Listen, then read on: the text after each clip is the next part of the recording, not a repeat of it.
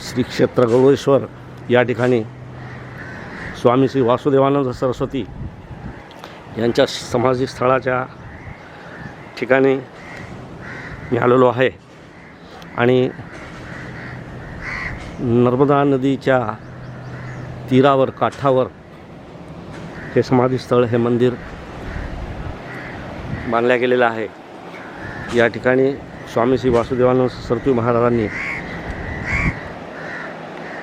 आपल्या शेवटच्या काळामध्ये समाधी घेतली ते हे ठिकाण आहे आणि ही नर्मदा नदी आहे। नर्मदा नदीवर पूर्वी या ठिकाणी बांध नव्हता, मागच्या 5 वर्षामध्ये हा बांध बांधण्यात आलेला आहे। बांधाचं बांधकाम ज्या वेळेला चालू होतं त्यावेळेला अनेक वेळेला या ठिकाणी दर्शनार्थ मी येऊन गेलो होतो, त्यामुळं याची मला माहिती आहे आणि अत्यंत रम्य असा परिसर आहे।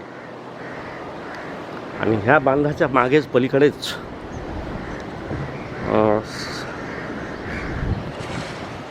स्टॅच्यू ऑफ युनिटी जे भारताचे आपले पहिले गृहमंत्री सरदार श्री वल्लभभाई पटेल यांचा प्रचंड असा मोठा पुतळा आहे, जो की खरं पाहिलं तर इथून दिसायला पाहिजे परंतु प्रदूषणाच्या लेअरमुळे दिसत नाही।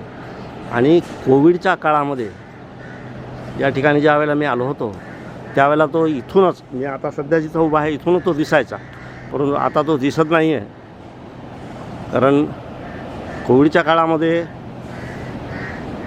सर्व लॉकडाऊन असल्यामुळे प्रदूषण एकदम अत्यंत कमी झालं होतं, त्यामुळे तो आरपार दिसायचा, परंतु आता तो दिसत नाही। परंतु तरी मी सांगतो की ही जी झाडी दिसत आहे ना,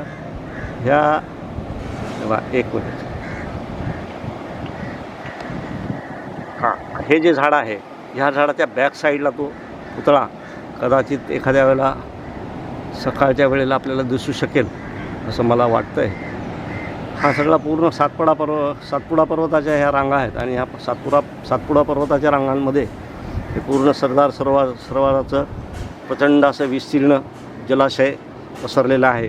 आणि ही जी नदी वाहते आहे ह्या नदीवर हे धरण बांधलेलं आहे आणि या धरणाचा एक छोटासा फ्लो या ठिकाणाहून हा इथं काढलेला आहे। हा नर्मदा नदीचा मुख्य प्रवाह आहे।